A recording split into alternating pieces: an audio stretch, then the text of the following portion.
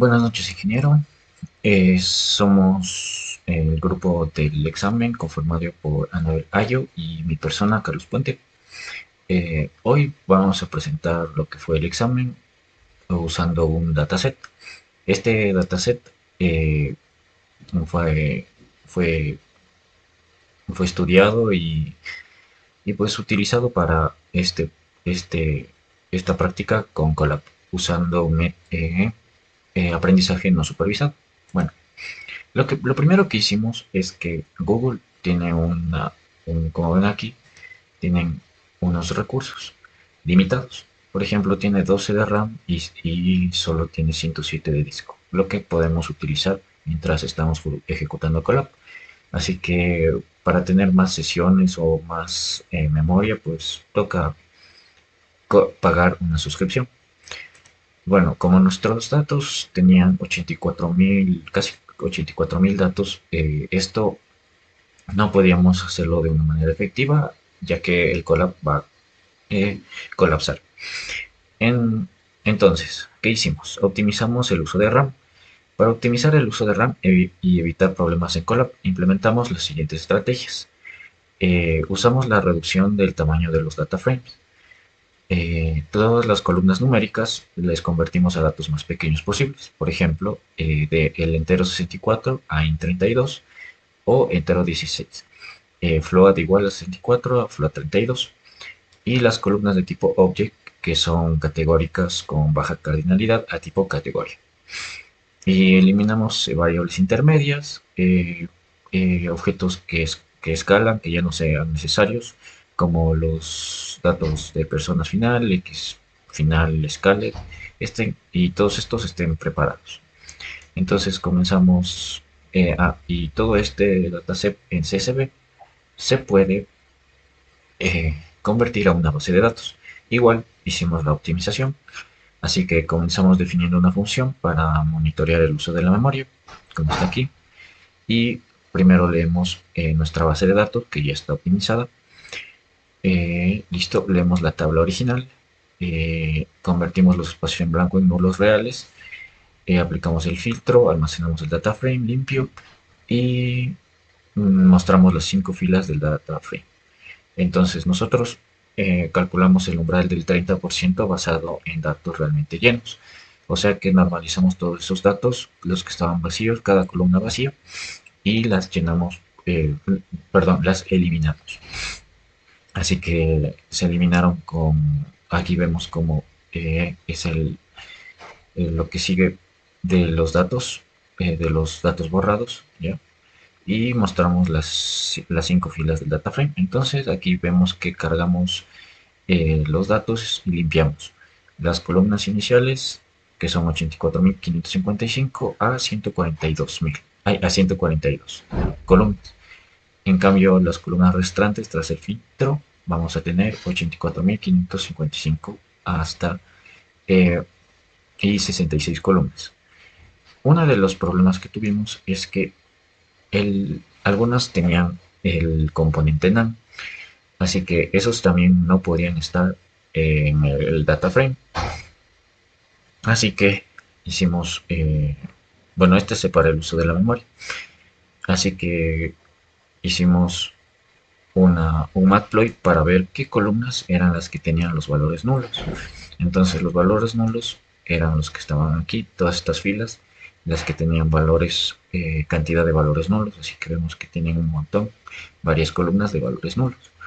Así que hicimos que el NaN desaparezca.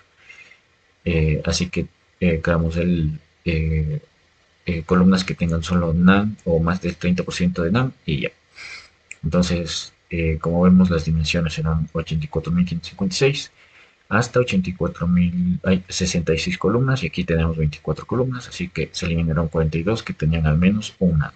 Entonces, esos no, no valen. Tenían muchos NaN en la información. Listo. Para entender cómo empezamos el método no supervisado, aplicamos el método del codo para determinar el número óptimo de clusters utilizando el data frame. Entonces, ahora sí el método del codo.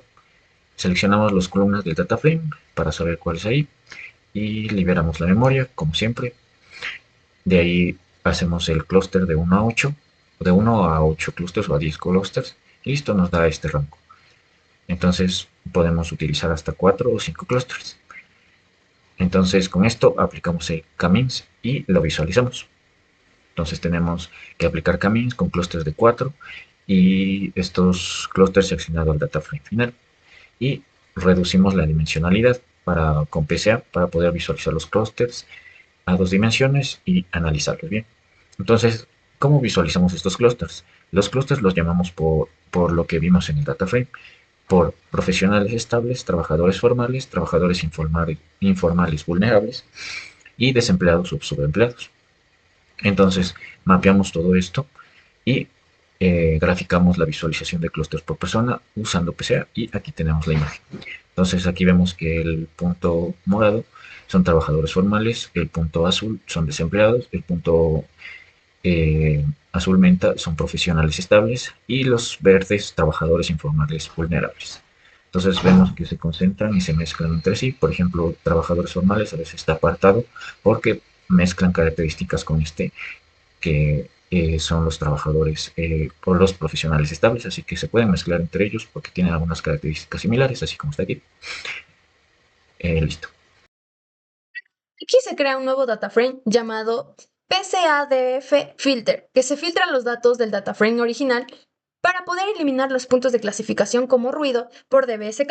Este algoritmo, los puntos de ruido tienen el valor de -1 en la columna de clúster DBSK. La condición es -1, que selecciona únicamente los registros que pertenecen al clúster válido. El método .copy lo que hace es que va a copiar una independiente del data frame filtrado. Esta línea muestra las dimensiones del dataframe original. Las propiedades .shape devuelven el número filtrado de las columnas del conjunto de datos. Esto permite conocer el tamaño inicial antes de eliminar ruido. Aquí lo que hace es que muestra las dimensiones del nuevo dataframe filtrado. De esta manera se puede comparar cuántos datos pertenecen después de eliminar los puntos de ruido detectado por DBSK. En esta línea imprime el nuevo informativo indicando si las visualizaciones de las primeras filas del dataframe filtrado. Bueno, y por último, la función display muestra las 5 primeras filas del dataframe sin ruido. El método permite visualizar una muestra de los datos filtrados para poder verificar el proceso que se realizó correctamente. Como en este caso, imprime las dimensiones originales, también las que tienen sin ruido y las primeras 5 filas del dataframe sin puntos de ruido. En esta parte del proyecto se realizó una visualización de clúster encontrados por el algoritmo de BSCAM utilizando PCA para la reducción de las dimensiones de los datos y poder graficarlos en 2D. El DBSCAM es el algoritmo de clustering que agrupa todos según su densidad. A diferencia de otros métodos, también detecta puntos considerados ruidos o valores atípicos. Se definió el tamaño del gráfico para poder visualizar más claro y fácil de interpretar. Después se utilizó SNS de Signboard para generar el gráfico de dispersión. Aquí lo que hace es que se utilizó el dataframe filtrado según los datos sin puntos de ruido detectados por DBSK. Definimos el valor de X usando los primeros componentes principales obteniendo con PCA. Luego definimos la Y usando el segundo componente principal. También asignamos el color diferente de cada clúster encontrado por DBSK. Se definen las paletas de colores utilizando el gráfico, establecer el tamaño de los puntos y controlar la transparencia para que los puntos no se sobrepongan demasiado. Luego se agregó varios elementos para mejorar la presentación. Aquí se asignó un título, también colocamos los nombres de los ejes y mostramos la leyenda del clúster en un lado del gráfico para activar la cuadrícula para facilitar la lectura y también ajustamos automáticamente los espacios y finalmente mostramos la gráfica. Bueno, en esta parte tenemos la gráfica. Esta visualización, cada punto representa una persona del dataset y los colores representan los clústeres encontrados por el DBSK. El clúster morado es el grupo principal y contiene la mayor cantidad de personas. Esto indica que la mayoría comparte características similares de las variables analizadas. Por ejemplo, comportamientos, respuestas o atributos parecidos al dataset. Los pequeños grupos, ubicados en la parte superior del lado, representa la gráfica con características diferentes al grupo. Esto significa que posee patrones particulares o comparte menos características en común. Por ejemplo, los clústeres pequeños pueden representar personas con ámbitos distintos, personas con respuestas muy similares entre sí pero diferentes al resto. Grupos con características específicas que las separa del conjunto principal. Además, así se eliminan los puntos de ruido. Únicamente se visualizan los grupos del DBSK considerados válidos y suficientes denso. La diferencia entre clúster también es importante. Mientras más separados estén los grupos, más diferentes son sus características. Mientras más juntos estén los puntos dentro de un clúster, más similar son entre sí.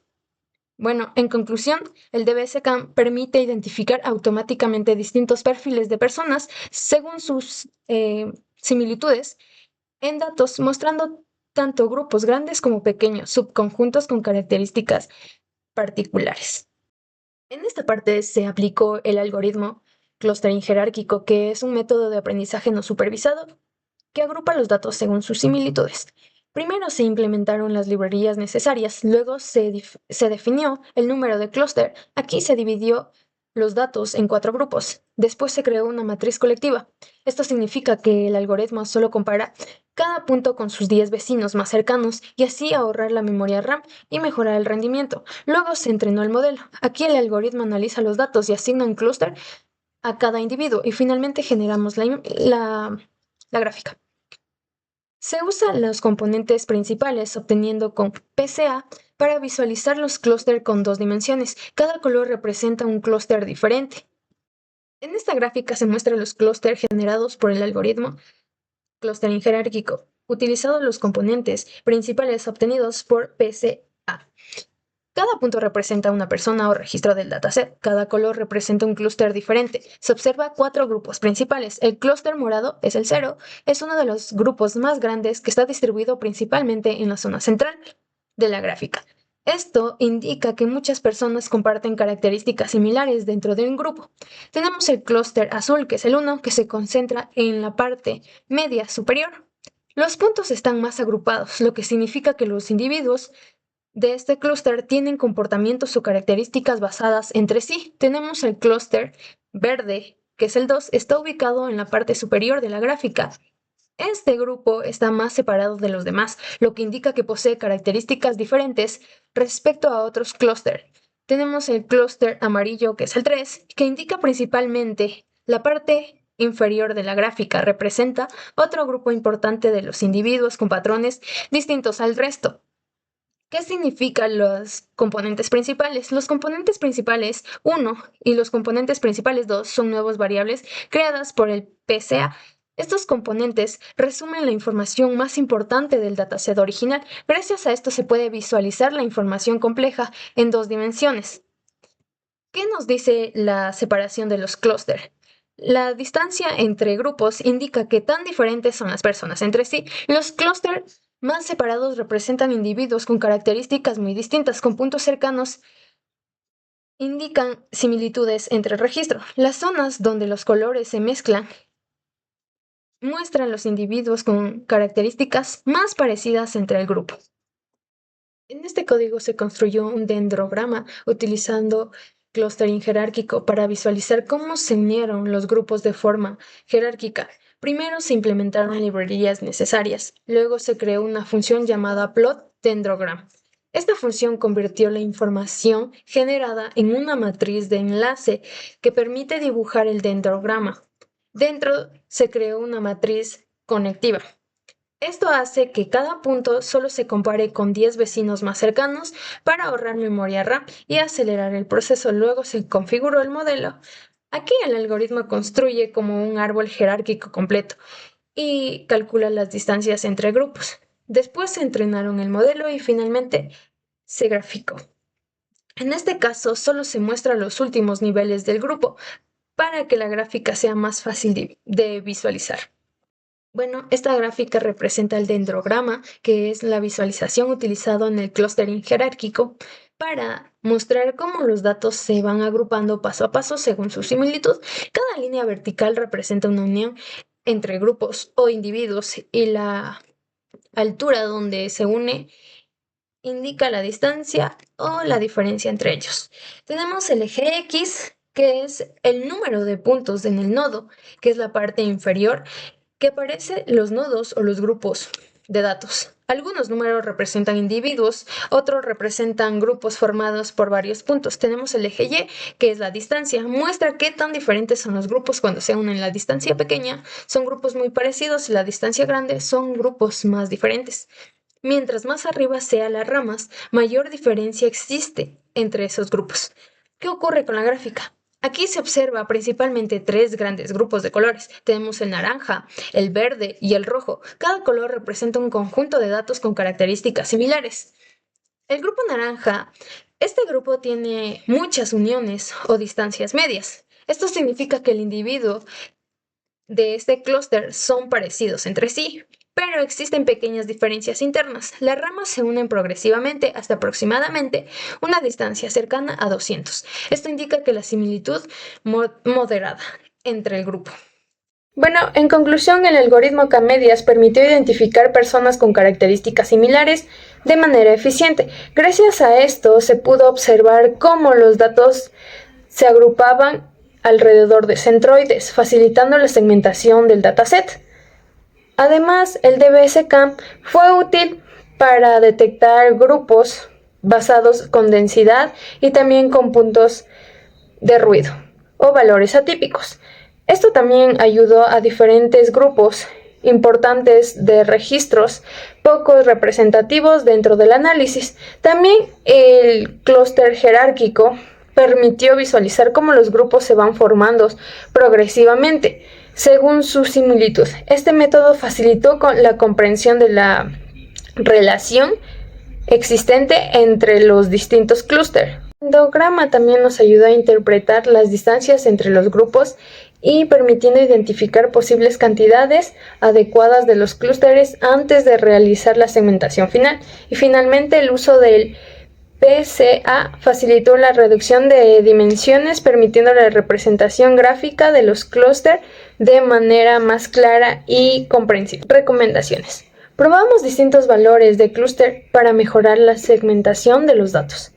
También ajustar los parámetros de DBSK para obtener grupos más precisos. Utilizar métricas de evaluación para medir la cantidad de los clústeres. Aplicar técnicas de reducción de dimensión para mejorar la visualización. También comparar varios algoritmos para ayudar a entender mejor la estructura de los datos.